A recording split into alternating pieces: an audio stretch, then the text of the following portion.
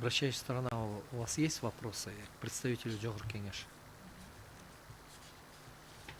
У вас, да? Сидя, можно сидя. Ажана Алиевна, пожалуйста, вам.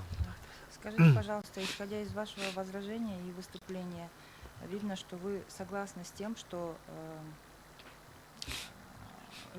такого рода вопросы должны решаться в судебном порядке. Микрофон ближе, пожалуйста. Да, правильно. Вы с этим согласны, да? Это решается в судебном порядке, в административном порядке. В административном Да. порядке. Однако вы тут же в своем возражении говорите о том, что если сторона не согласна с действиями госоргана, то она может обжаловать решение госоргана в суде. Правильно? Да, в судебном порядке. Но здесь сейчас речь идет ведь о том, что именно полномочия мэрии по отмене этих постановлений. Мгм. То есть, соответственно, мы здесь ведем речь о том, что, скорее всего, мэрия должна была в суд подать сначала о признании там каких-то документов недействительными, незаконными и так далее. Я точно не знаю процедура какая. Может, представитель мэрии сидит, они, может, коротко расскажет. У меня нет вопросов. У вас нет вопросов. Курманбек Эргешевич, у вас есть вопрос к представителю? Пожалуйста. Скажите, пожалуйста, подчиненные мэрии органы, ну, структурные подразделения, они правомочны, имеют право подавать в суд на саму мэрию о признании, да, постановления, подписанного мэром, об отмене их и признании незаконным. Вот подчиненный, ну простыми словами, подчиненный на своего начальника может подавать, правомочен подавать в суд, в административный Курманбек суд. Я Эргешевич, не знаю. вопросы необходимо задавать по существу. Он сейчас представляет Джохор Кенеш, и предметом нашего рассмотрения являются нормы, касающиеся полномочий органов местного самоуправления. Да. Вы задаете вопрос, который выходит за рамки его представительства. Тот же представитель Джохор Кенеш, Джохор Кенеша, но вы в данном случае это выходит законодательного органа. за предмет нашего рассмотрения. Ну хорошо, тогда общий такой вопрос. Постановления, принимаемые мэром, они должны приниматься в соответствии с законами Конечно. и во исполнение законов, да? Да, Вы с этим я согласны? Отмечал, да, я отмечал свои возражения. Ага. А на чем основываются ваши доводы о том, что вот эта вот статья 44, оспариваемая статья закона, значит, не противоречит Конституции, как вы сказали? Наших доводов, с нашими доводами, наши доводы неубедительны для вас? Вы прекрасно понимаете, что постановление мэрии – это не нормативный правовой акт. Не нормативно. Да, А какой акт это? это просто административный акт. Просто акт. Да, административный. А мы сейчас основной упор посмотрим в положение местной государственной администрации и органов местного самоуправления. Вам известно, в законе о нормативно-правовых актах там дается перечень актов, что является нормативно-правовым актом, а что не является нормативным. Вы знаете, да? Это нормативный правовой акт местного самоуправления, это городской Кенеш.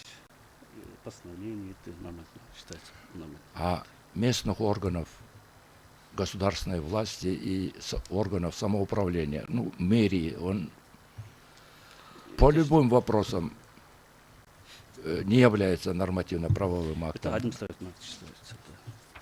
А какие правовые признаки должен содержать нормативно-правовой акт?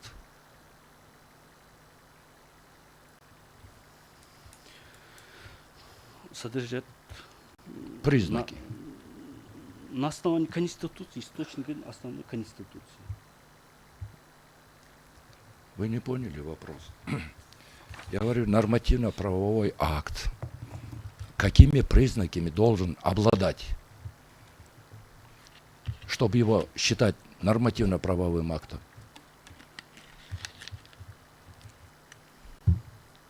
Регулятивное воздействие на общественные отношения должен иметь? Я просто уточняю, извините, уважаемые Я суды. понимаю, но он ответил на ваш вопрос настолько, насколько он смог ответить. Ну да, просто хотел бы уточнить немножко. Что такое нормативный правовой акт деп атам да, жөнөкөй сөзмен айтканда. Ал кандай мүнөздүү белгилерге ээ деп атам. Кыргызча айтайынчы. Мэрияның нормативдик проекты бул эсептелбейт мэрияның топтому депчи. Эмне үчүн эсептелбейт? Ошону түшүндүрүп берсеңиз.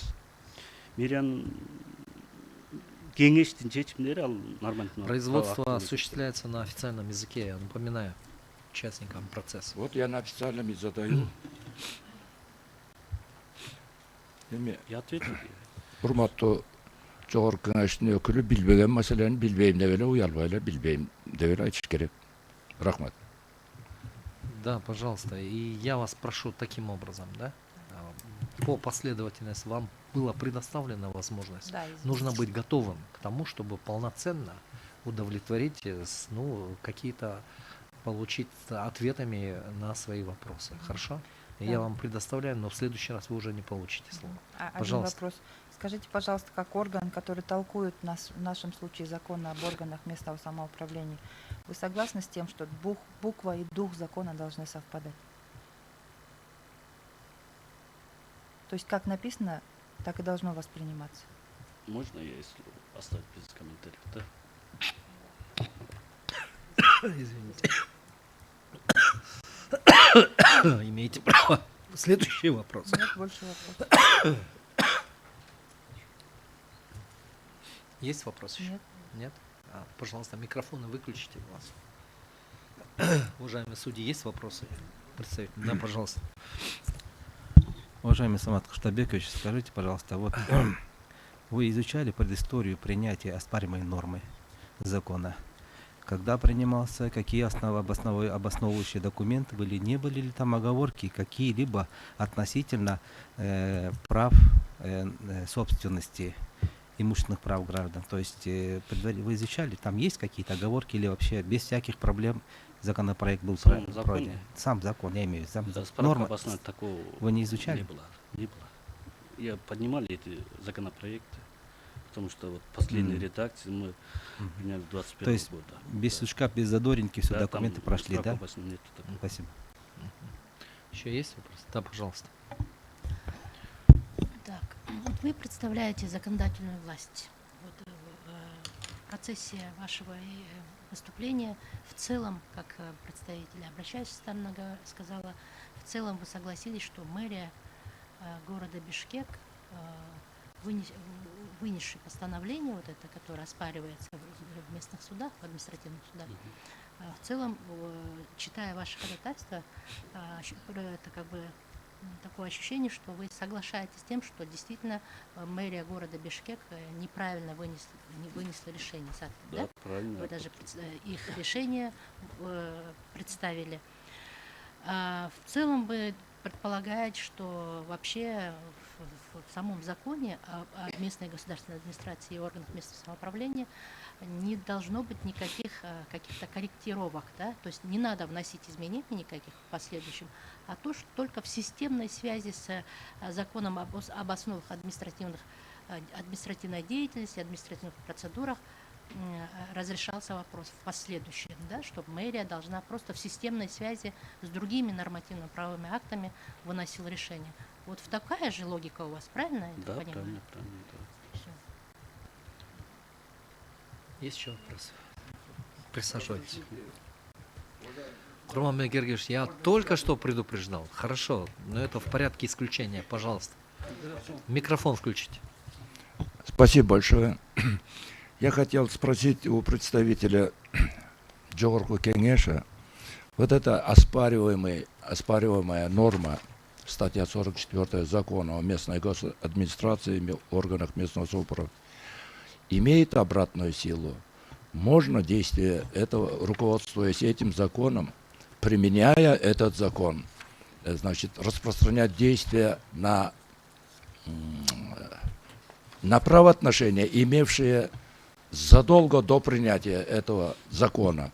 Закон этот был принят в 2021 году. Спасибо. Я думаю, что вопрос отмены административных актов в том мере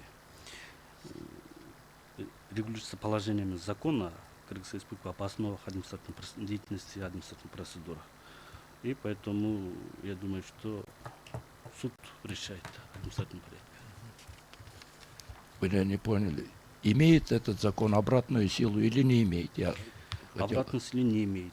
А? по идее. Не имеет. Не имеет. Да. Спасибо. У вас все, да? Присаживайтесь сам, что ли.